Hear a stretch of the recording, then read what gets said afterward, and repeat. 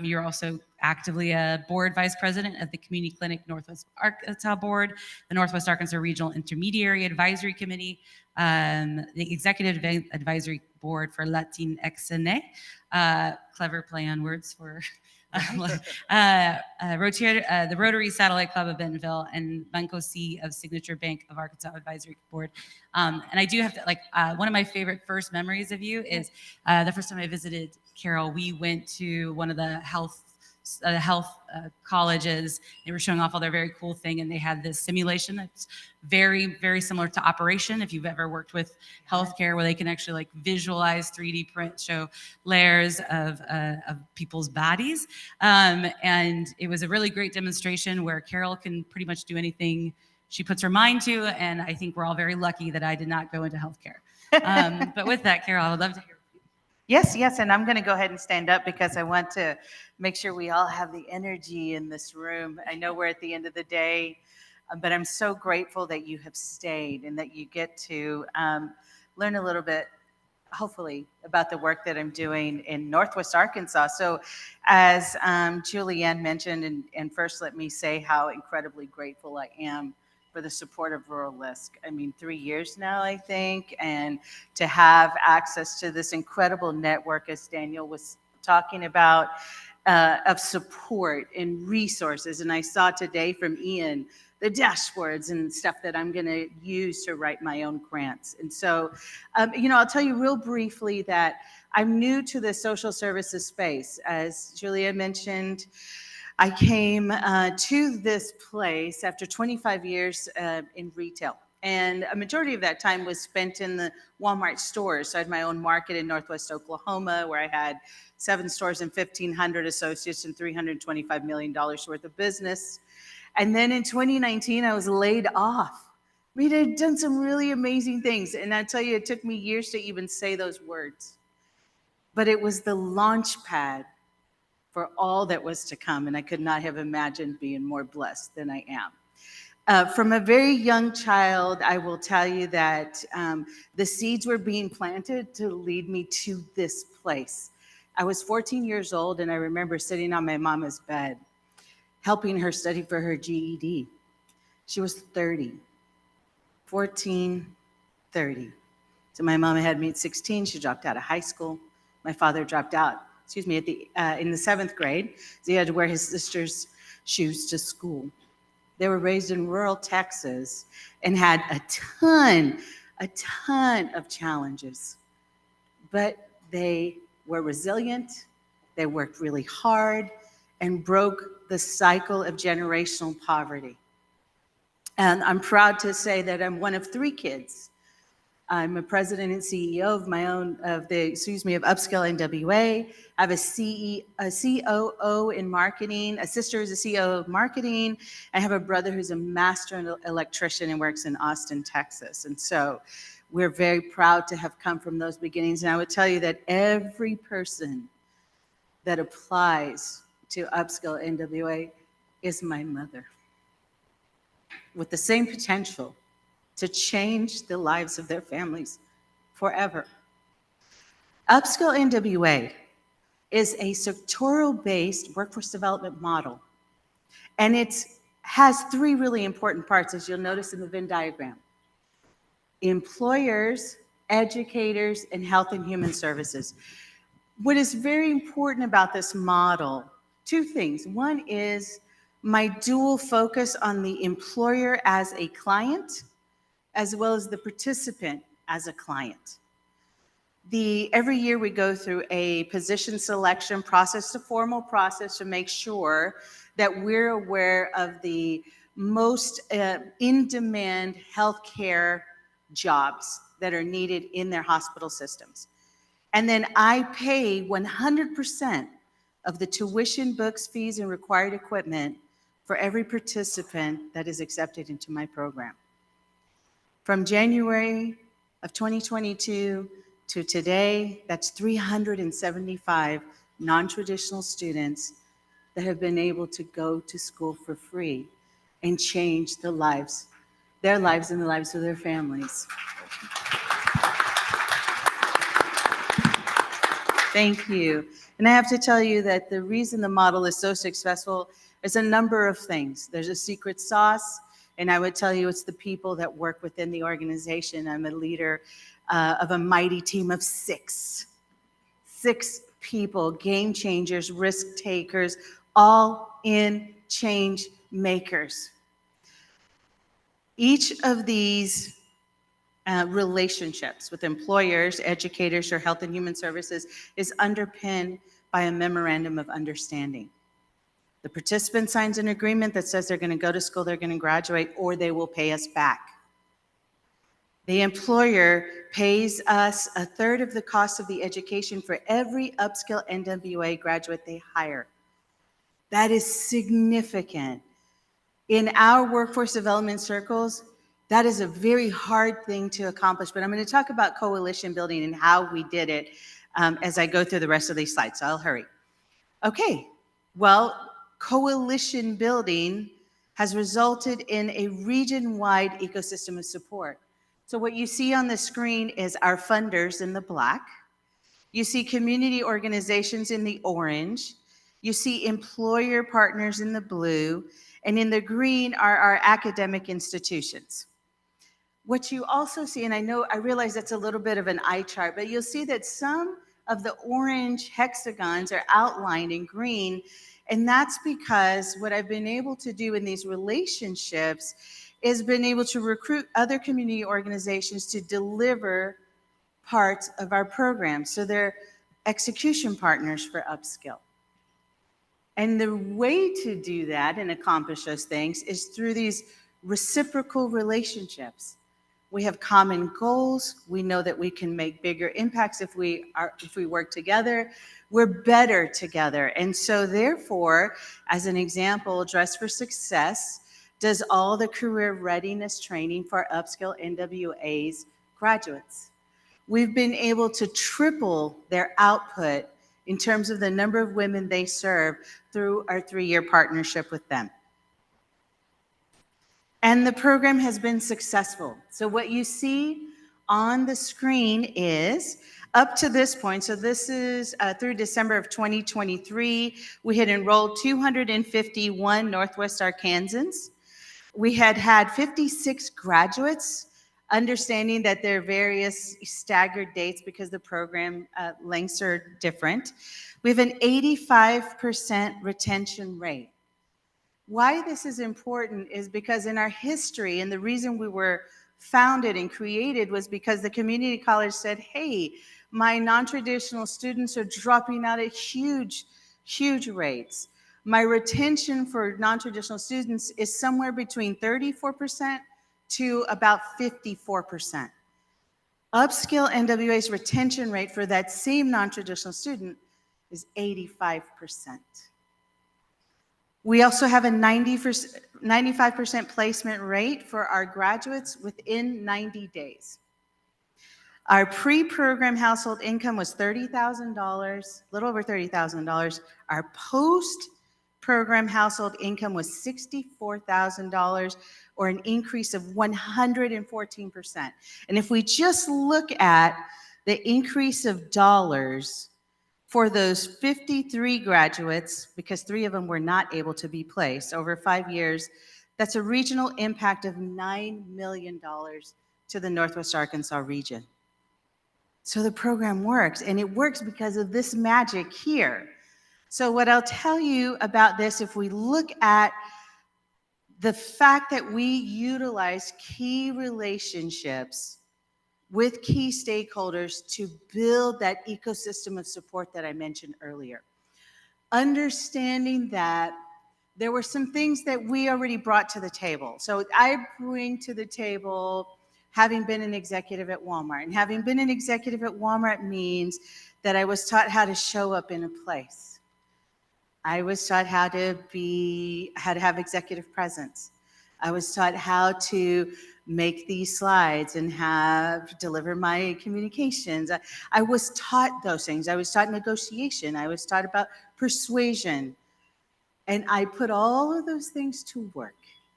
One of the really amazing things about being part of the Accelerate Foundation that houses UpSkill NWA is that we have this mindset that pervades the place, and it tells us to always look for opportunity.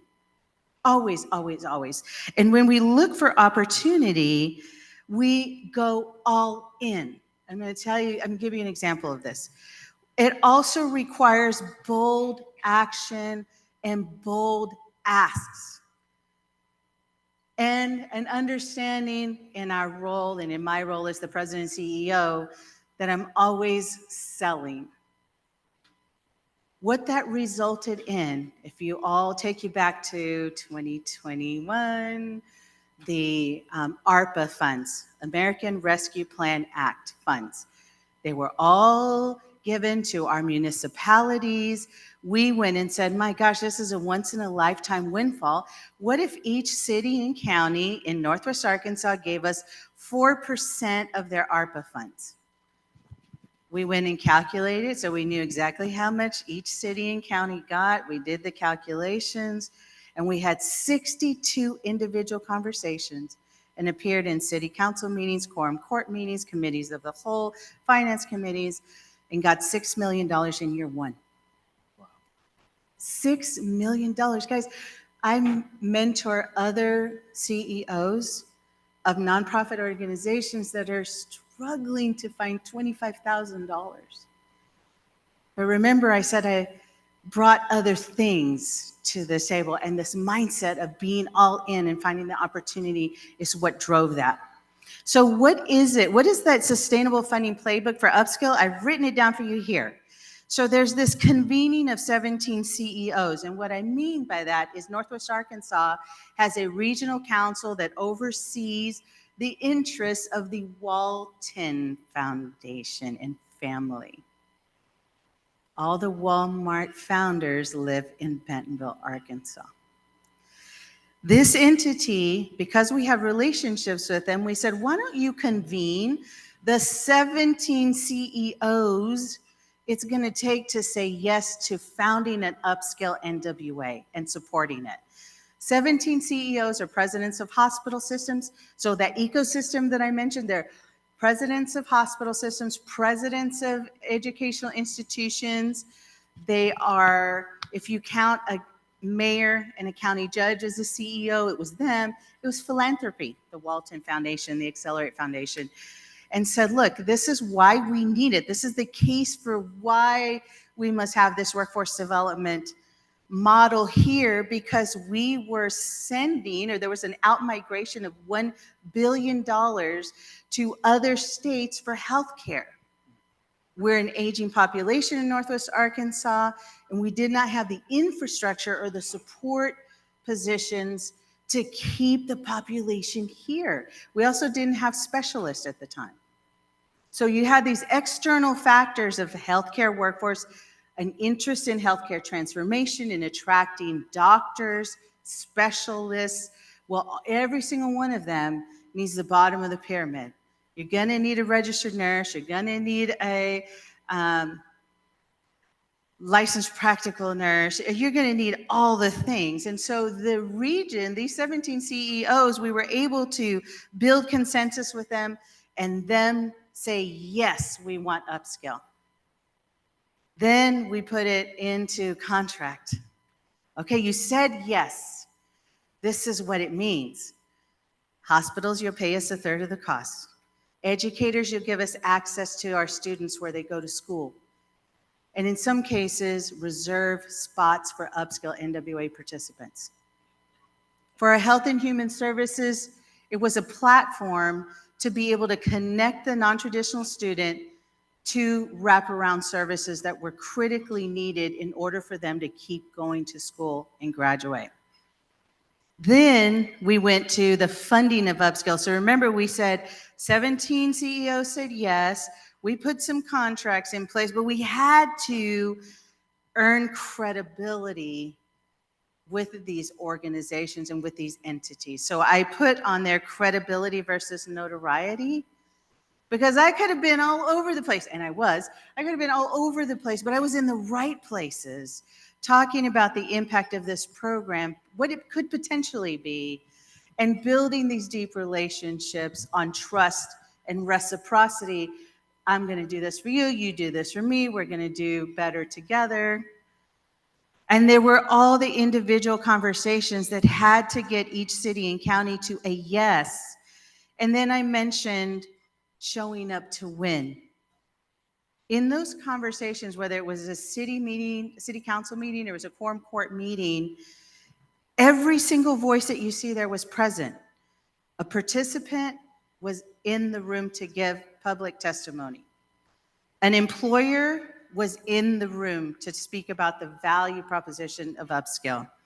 Our community advocates, who again were delivering parts of our program, had personal experience with these participants and how hungry they were and driven they were to succeed, was giving personal testimony. A funder advocate was also in the room. And then we provided a very compelling data-driven story. But then there was this piece, okay, we said all the things we could do, now what? We had to deliver the plan. And delivering the plan meant we first had to mutually agreed upon measures of success. So the hospital system presidents were literally redlining the things they thought were important to them. And what was important to them was that we put people to work, and they stayed to work for 2 years. And if you remember on the prior slide, we have a 95% placement rate within 90 days of graduation. We also have an 88% retention rate for every participant who said they would work for that hospital system for 2 years. So that's significant. For hospital systems that are seeing huge gaps in their workforce, to have a guaranteed workforce of people who will stay with them and work with them is a significant strategic advantage for UpSkill. And then we had to live the mission, vision, and values. We're brand new. We're brand new, and a new organization. I mentioned I was a consultant. I was a diversity and inclusion consultant for 2.5 years for JB Hunt as they launched their diversity strategy. And now I had to live the words I had been saying and teaching their executives over that 2.5 years by creating my own organization that was living out loud the MVV of UpSkill NWA. And putting the right team at the right time. I mentioned I am a mighty team of 6 at UpSkill, but we have made significant changes and challenges and met those challenges. And then, keeping the right mindset. So how did we deliver the plan? It required us to implement things very quickly, but evaluate and iterate very quickly. Our approach is we're going to try it, see if it works, learn from it, and do it better next time. And then that's ultimately what led to this regional ecosystem and support. So if I just kind of go back to this, I can say that I will probably double the groups in the community partners. Academic partners will grow by another 1. Employer partners will add 1. And funders, I hope to multiply for multiple pages. That's the hard part, right? But it has been, UpSkill NWA has been very successful, and I hope that you'll find that what I've written on this page will help you as you do your own coalition building and sustainable funding, set up your sustainable funding strategies. Thank you, Julianne. Thank you, Ariel.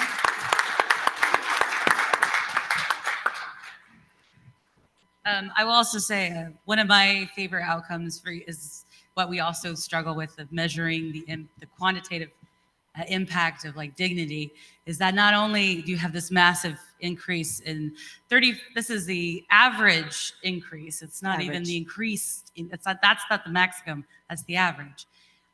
Is you've told me several stories of where a person gets to choose. They have so many job offers, they get to choose what work environment. And that is the first person in their family that isn't able to choose where they work. They get to make sure they like the employer. They like to make sure they like the environment. They like to see how long it takes them to get to work. And they don't just have to take the first job that's offered to them. And that's incredible. I mean, you can't argue with this data, and you can't argue with those anecdotes. And it's an incredible. And I really want to thank Carol, Daniel, and Ben for sharing your stories. I hope that you all have seen some some things you can replicate in your own communities. I do want to also say for Carol, like moving forward, we are going to continue supporting the workforce, but we've also talked quite a bit about you also coming in and sharing some of your thoughts on fundraising and braiding and how to make sure those 17 CEOs show up every time. Because I'm sure everyone in this room has tried to put a collaborative together and they come the first time, the second time they send their deputy, and the third time they don't show up. They're like, oh, and they're like, here's some money for the food. And then they're like, yeah, we support you. And then, but you make them show up every single time. Yes. So how do we, and like sharing some of that wisdom and with our networks at large. And I really appreciate you all taking the time. So I hope you all will join me for just a second and clapping for them.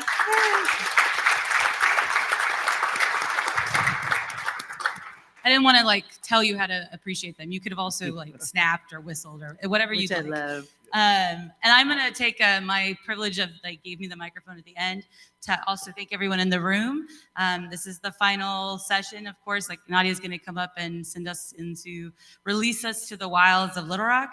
But I think I would be remiss if I didn't take a second to suggest you spend the time you have before you go on to the airport, if you're going tonight or tomorrow, to do a little more exploring. You might have explored downtown here in the River Market. Some of you were at the Clinton Museum. It's open right now until about 5, so you have some time. And one of the things we didn't show you because it's not close by, but Little Rock is also really famous for the Little Rock Central High. There's an incredible museum there. If you don't have much time, I still encourage you to drive by because there is something very experiential about being near that school and seeing how large it is and understanding just by the scope of that street, the very famous picture of Elizabeth Eckford walking down the street with people behind her screaming. But being in that moment, you start to realize how young and brave those Little Rock 9 were. And that is also a lot of what we try to accomplish. We are, some of us are less young, but we are all brave and we're putting ourselves into spaces where we may not feel safe so that we can create safer spaces for others. I also know that a few people are taking the opportunity to go run over to Arlo Washington's People's Trust and Bank. It's open till 5 because it is, of course, a bank. And taking the opportunity to either check out the space or open a bank account. I'll tell you something interesting, and it's by the Capitol. So speaking of the Little Rock 9, there's a statue of them outside of the Capitol building. I was in the office of the former governor, Asa Hutchinson. And I have a picture of this. He took me over to the window and he said, you see that? And he pulled back the curtain and the Little Rock 9 statue was directly facing his window. And he says, you know why I have it there? Because it reminds me of who I serve and why I serve. It made me just as emotional then as it does today.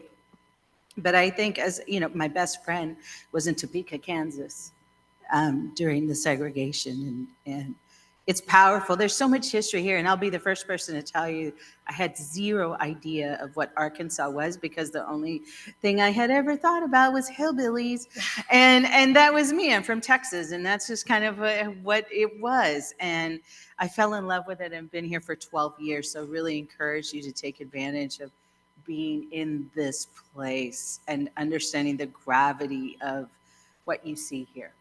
The gravity and the hope, right? Like yes. You get to see a little bit of that on the stage here and then in Pine Bluff yesterday, and hopefully with a few folks that you've seen.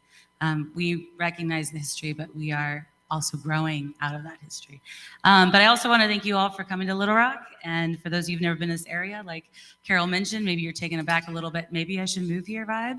I also wanted to flag that the Pine Bluff Retail Incubator is opening in March if you want to come back and see that open.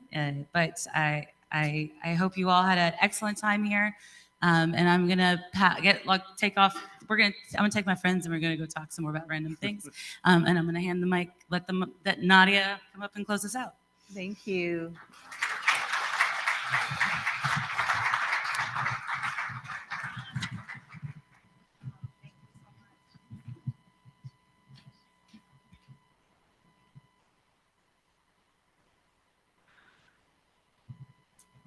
Okay, guys, it's the last of us here. On? Woohoo! Thank you so much for sticking with us and participating through to the end. We know how it is to have these conversations to showcase Incredible. Is the mic on?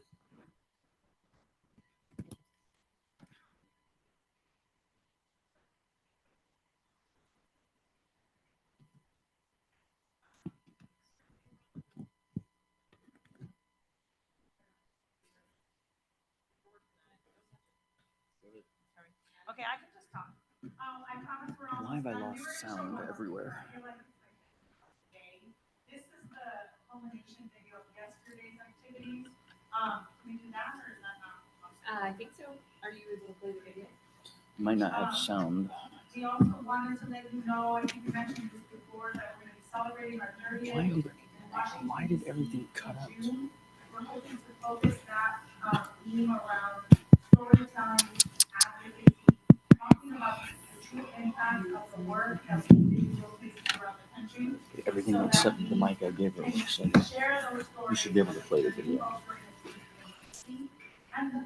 Just got it on.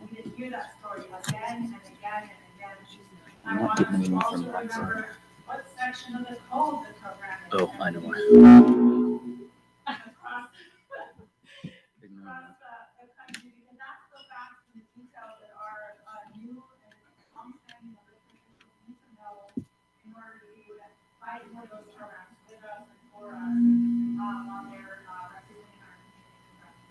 So that's the theme of next year's event.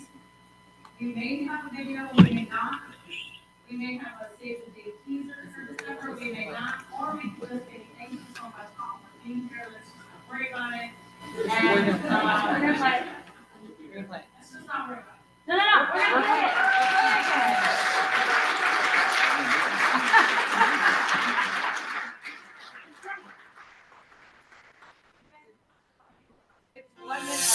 It's an exciting time here in the city of Little Rock to host LISC and their rural development seminar right here at Arkansas State Capital City. I love the event. I get to meet a lot of new people.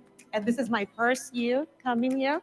So I'm excited because I'm learning about everything that is going on in other programs and other organizations similar to us that we could do.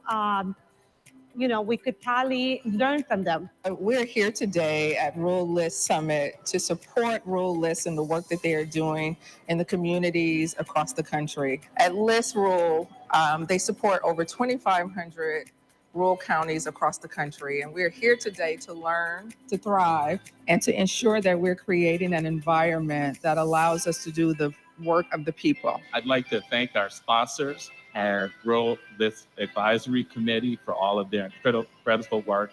And I must say, warm, heartfelt thank you to our entire LISC team. When you are in a room surrounded by passion, energy, and commitment, you walk away feeling inspired, saying what's possible. That's happening today. I'm looking forward to the Pine Bluff site visit today. And so I'm excited to see, since I do so much work in rural, with rural America.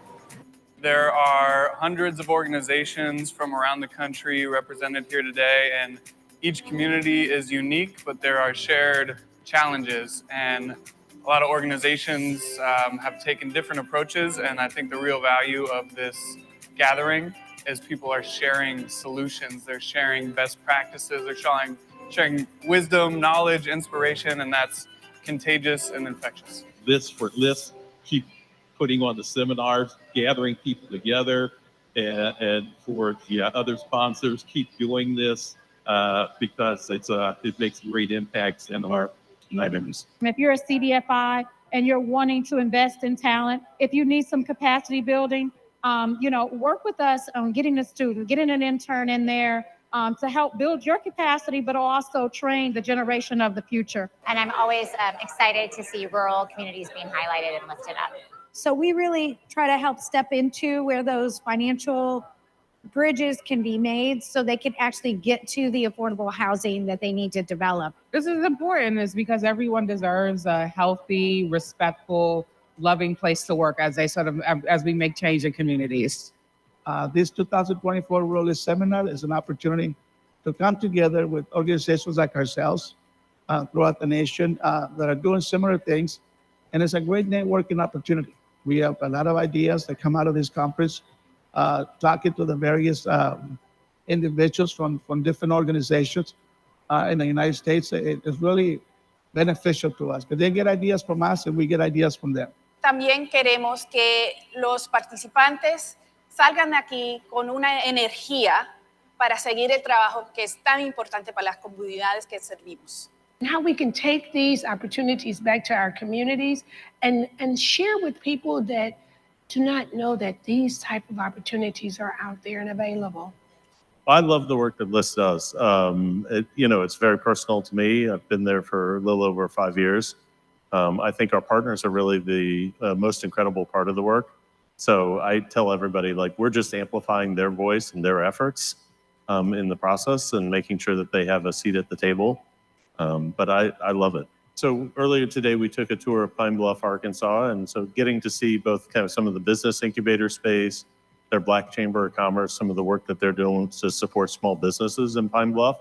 I think there's a lot of lessons to be learned, replicated in other parts of the country. Just exciting to be here in a room full of folks that are utilizing these resources that we've been working on through the Biden-Harris administration and see how those are making an impact in communities across the country through the work that Rural LISC does in communities across the country.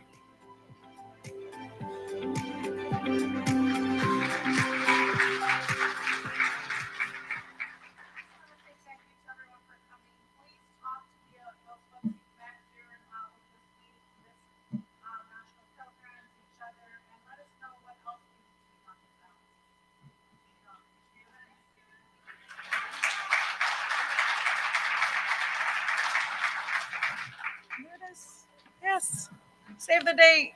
Let me come down so I can